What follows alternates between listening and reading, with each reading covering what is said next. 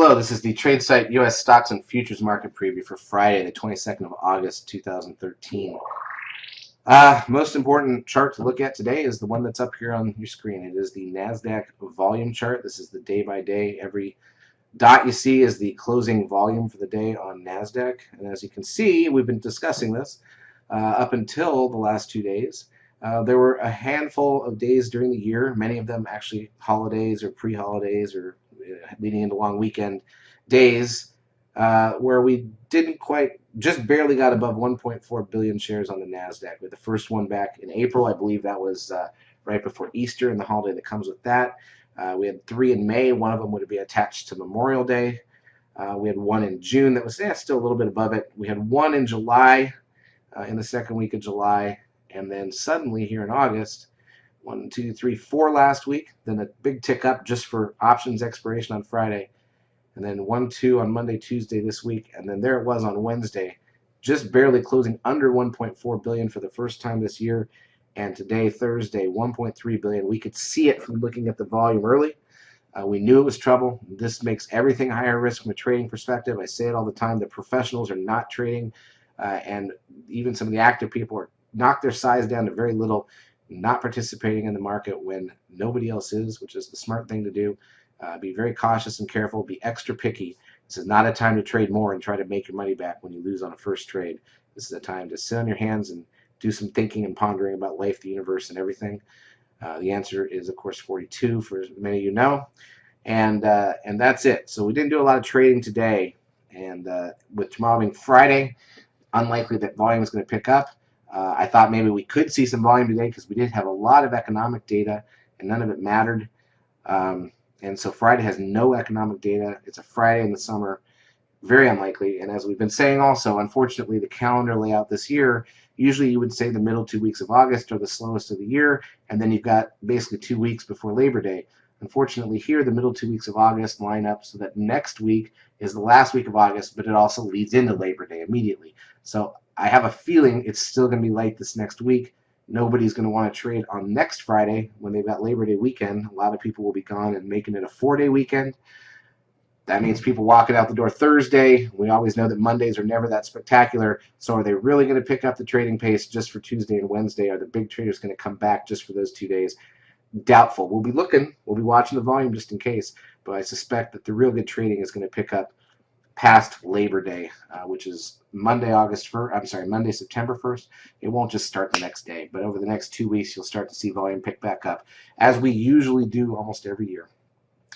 Let's just hope this volume here doesn't get too much worse. Doesn't really matter if you're not trading, but it's never pretty. Here's a look at the ES futures contract, new highs. Again, with no sellers, with no pros out there, this is now 9 bars up.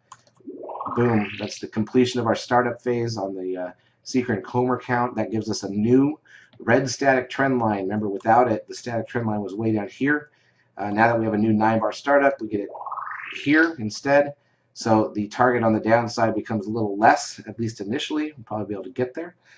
And again, if the sellers aren't here, it's hard to see that we'll roll over immediately. But anything can happen, I suppose. We have a lot of gaps to go back and fill from the last week. You see them better last week or two. You see them better on the NASDAQ side, which shows the gaps. The futures do not, so you can see all the gaps from the last few trading sessions.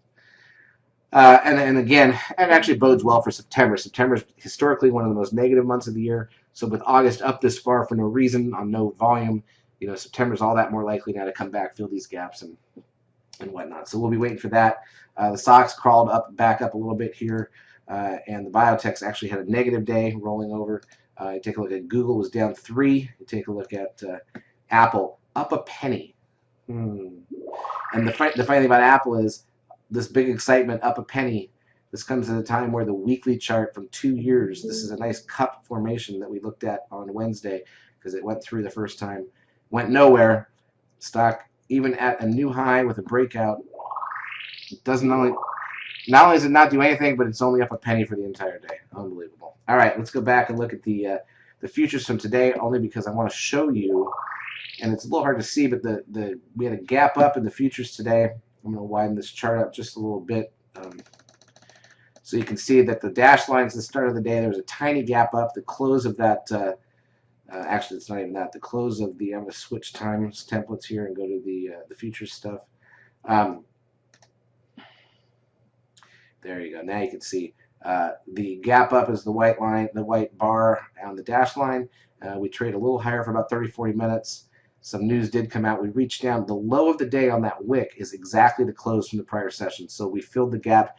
80% of gaps fill the same day. 95% fill within a week. So there's your technical move just to fill the gap, and then we bounced. We did get a Comer 13 signal on the general market then, and that topped us out for about 2 hours. And really, we didn't trade higher. You can look at all those bars for the rest of the day after the first 90 minutes. Almost every single bar is only about 3 or 4 ticks wide, which is obviously not anything exciting from a movement perspective. And at the end of the day, we ended up right where that 13 sell signal was. So there's not much really to look at here. I'm not going to drag on about it.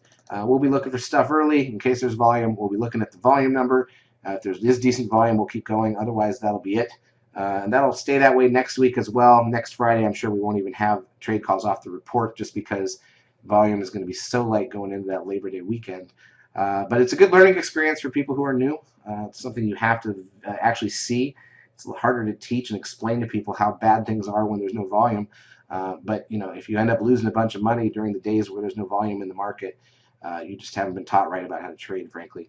And we will be in the trading lab helping you out if you need anything from us. Charts, as usual, brought to you by eSignal 11. Have a great trading week.